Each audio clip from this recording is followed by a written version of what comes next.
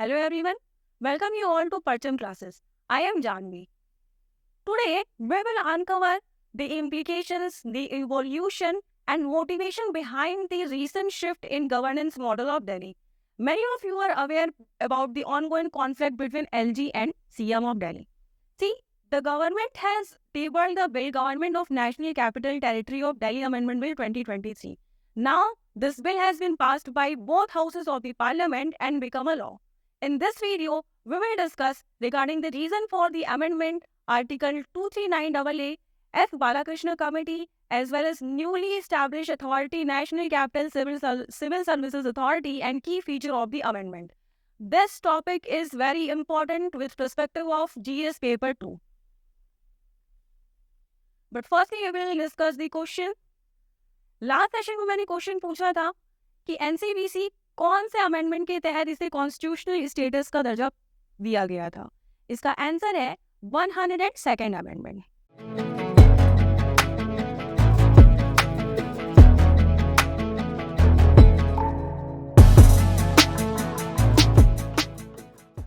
Now coming to our topic. See, parliament के जो दोनों ही हाउस है, upper house and lower house, उसने जो है government national capital territory Delhi amendment bill 2023 pass कर दिया है. अब ये जो बिल है वो लॉ बन चुकी है. बेसिकली ये जो पर्टिकुलर लॉ है इसने रिप्लेस किया है कुछ समय पहले जो प्रेसिडेंट ने ऑर्डिनेंस इशू किया था सुप्रीम कोर्ट की जजमेंट के खिलाफ, जिसमें ये मेंशन किया गया था कि जो एडमिनिस्ट्रेटिव सर्विसेज है, जो कंट्रोल है उसका, वो पूरा का पूरा केंद्र सरकार के पास ही रहेगा. देखिए यहाँ पे अब हम समझते हैं कि क्या रीजन, क्या कारण थे इस अमेंडमेंट को लाने के पीछे. यहाँ पे विजिलेंस डिपार्टमेंट ने बहुत सारे प्रोब्स लगाए, बहुत सारे आरोप लगाए हैं दिल्ली गवर्नमेंट के ऊपर. विजिलेंस कमीशन का ये कहना है कि कई सारे एक्साइज स्कैम की फाइल्स जो है पेंडिंग पड़ी हुई हैं दिल्ली गवर्नमेंट के खिलाफ. साथ ही साथ जो सीएम का न्यू बंगलो जो है बना है उसके इलीगल एक्सपेंडिचर को लेके काफी सारे सवाल हैं. 90 करोड़ के फंड एलोकेशंस का मिसमैनेजमेंट का भी केस यहाँ पे लगा हुआ है.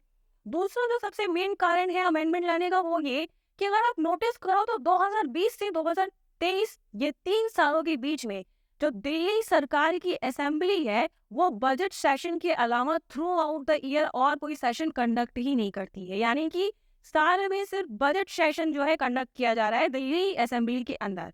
तीसरी चीज बहुत इंपॉर्टेंट है, दिल्ली सरकार ने कई सारे बहुत ही इंपॉर्टेंट इंस्टीट्यूशंस की जो परमिशन है, जो उनके प्रोविजन से रिलेटेड परमिशन है, उन्हें भी पेंडिंग रखा है. जैसे कि एम्स की गाइडलाइंस, आईआईटी दिल्ली की परमिशन, इस तरीके की टोटल 13 परमिशंस को जो है पेंडिंग रखा है. वहीं 2016 में ले आया गया 5G टेक्नोलॉजी के लिए एक एक्ट था जिसे भारत के सारे राज्यों ने मंजूरी दी है, लेकिन दिल्ली सरकार ने उसको मंजूरी नहीं दी. साथ ही साथ यहाँ पे ये भी ब्लेम लगाया जा रहा है कि दिल्ली जो गवर्नमेंट है वो ये फेस्टिवल्स ऑर्गेनाइज करवाने में, एडवर्टाइजमेंट करने में काफी करोड़ ऑफ स्पेंड कर देती है, और जो कैग है उसको दिल्ली लेजिस्लेटिव असेंबली की सही रिपोर्ट नहीं दी जा रही है. तो इस तरीके के कुछ रीजंस आए जिसकी वजह से केंद्र सरकार ने कहा कि दिल्ली के अंदर जो गवर्नेंस का स्ट्रक्चर है वो खराब होता जा रहा है और हमें उसके लिए इस एक्ट पे, इस प्रावधान में परिवर्तन लाना पड़ेगा. देखिए थोड़ा सा बैकग्राउंड जानते हैं कि दिल्ली को स्पेशल स्टेटस कब मिला, क्यों मिला, किसकी रिकमेंडेशन थी. यहाँ पे बहुत इंपॉर्टेंट है, एस बालकृष्णन कमेटी आई 1987 में. इसका ये कहना था कि हमको दिल्ली को, क्योंकि हम एक राज्य भी नहीं बना सकते हैं और एक यूटी भी प्रॉपर नहीं बना सकते हैं, इस कारण से हम एक किसी स्पेशल स्टेटस का दर्जा प्रोवाइड करवाएंगे जहां पे एक एडमिनिस्ट्रेटर और लेजिस्लेटिव असेंबली ये दोनों मिलकर दिल्ली को सही तरीके से गवर्न करेंगी. अब एडमिनिस्ट्रेटर कौन होगा आपका, वो होगा एलजी लेफ्टिनेंट गवर्नर, और legislative assembly CM plus council of ministers. इस दोनों रिकमेंडेशन को जो है इम्प्लीमेंट किया गया through 69th constitutional amendment act जो कि लाया गया 1991 में. इसके तहत आर्टिकल 239 जो है ऐड किया गया कॉन्स्टिट्यूशन में. अब देखिए एस बालाकृष्णन कमेटी बहुत ही इंपॉर्टेंट है, एग्जामिनेशन में पूछ सकते हैं ये चीज, तो हमें यहाँ पे ये चीज स्टार मार्क कर लेनी है. 69th कॉन्स्टिट्यूशनल अमेंडमेंट ये पावर देता है लेजिस्लेटिव असेंबली ऑफ दिल्ली को कि एनसीटी रीजन के अंदर जितने भी क्षेत्र आ रहे हैं और जो भी सब्जेक्ट स्टेट और कॉन्करेंट लिस्ट में दिए हुए हैं उन सब पे दिल्ली सरकार भी कानून बना सकती है दिल्ली को गवर्न करने के लिए, लेकिन उनके पास पुलिस, पब्लिक ऑर्डर और लैंड, इन 3 चीजों की अथॉरिटी नहीं रहेगी। हम 2015 से स्पेशली देख रहे हैं कि एलजी और सीएम के बीच का कॉन्फ्लिक्ट काफी बढ़ गया है। ये लॉ तो 1991 में आया, फिर उस समय ये कॉन्फ्लिक्ट्स क्यों नहीं क्रिएट हुए? सी, पहले के समय में क्या था कि जो सेंट्रल गवर्नमेंट है और दिल्ली के अंदर जो गवर्नमेंट है वो एक ही पार्टीज की गवर्नमेंट थी, तो इस वजह से कभी कॉन्फ्लिक्ट की सिचुएशन अराइज ही नहीं हुई। लेकिन 2015 के बाद जब दिल्ली में सरकार बदली और एनडीए गवर्नमेंट सेंट्रल में रूल कर रही है, तब उसके बाद सिचुएशन थोड़ी बदली और यहाँ पे कॉन्फ्लिक्ट होने लगी, क्योंकि दिल्ली गवर्नमेंट का ये कहना था कि हम पीपल्स रिप्रेजेंटेटिव हैं, we want power and authority so that कि हम अच्छे से रेगुलेट करें दिल्ली को, और क्योंकि हम अकाउंटेबल हैं उन लोगों के लिए जिन्होंने हमें वोट दिया है। सेंट्रल गवर्नमेंट का ये कहना है कि जो दिल्ली है वो एक स्पेशल स्टेटस होल्ड करता है, ये कोई प्रॉपर राज्य या फिर यूटी नहीं है, ठीक है। अब यूटी कहने का मतलब है कि obviously it's a UT but with special status.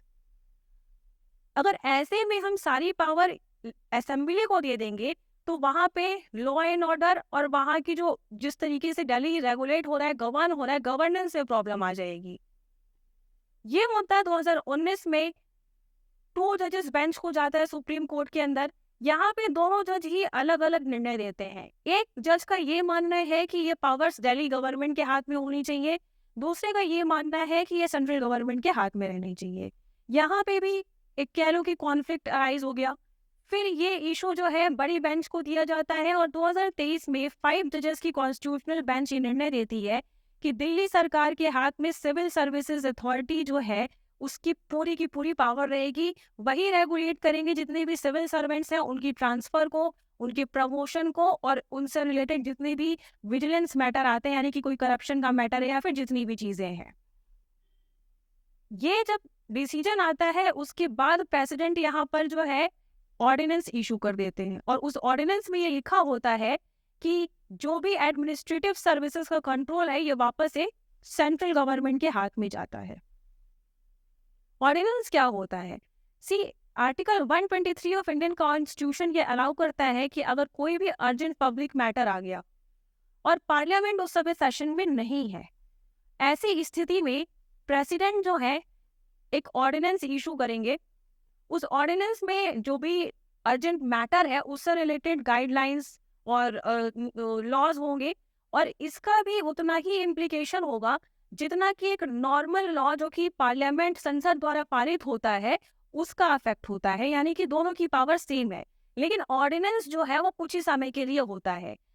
Ordinance के साथ एक ये बात है कि अगर प्रेसिडेंट ने ऑर्डिनेंस इशू कर दिया है तो उसके बाद जो नेक्स्ट अपकमिंग पार्लियामेंट सेशन आएगा, जो नेक्स्ट सेशन होगा, चाहे वो बजट हो, चाहे वो विंटर सेशन हो और मॉनसून सेशन हो, उसमें गवर्नमेंट को इस ऑर्डिनेंस को एज अ बिल टेबल करना है और उसे 6 हफ्ते के अंदर पारित करवाना है। तो अगर हम प्रेजेंट सिचुएशन देखें तो प्रेसिडेंट ने जब ऑर्डिनेंस इशू किया उसके बाद का मॉनसून सेशन जो भी आया है वो जस्ट आफ्टर का सेशन है। वहां पे इस बिल को अगस्त 1 को लोकसभा में इंट्रोड्यूस किया गया। 3 अगस्त को ये बिल लोकसभा से पास होती है और 7 अगस्त को ये बिल राज्यसभा से पास होती है और फाइनली ये लॉ बन चुकी है।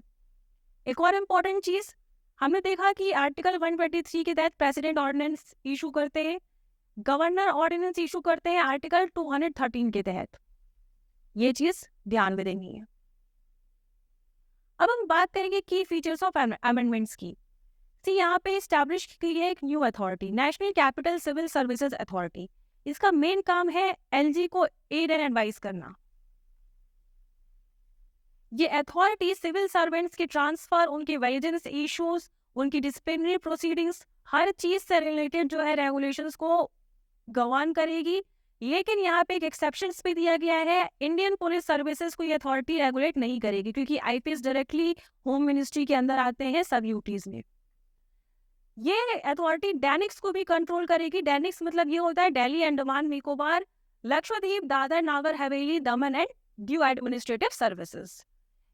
इस अथॉरिटी में 3 मेंबर हैं, CM of Delhi as chairperson, principal home secretary और चीफ सेक्रेटरी जो दिल्ली सरकार के हैं।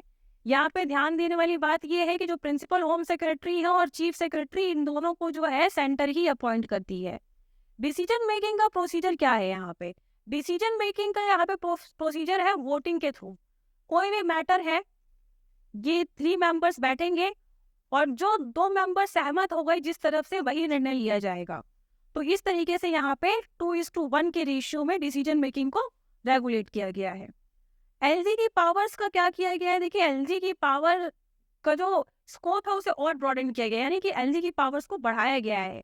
यहाँ पे जितने भी मैटर दिल्ली गवर्नमेंट जो है वो देखती है, उसके अलावा जो भी चीजें बच जाती है वो एलजी के डायरेक्ट कंट्रोल में आती हैं।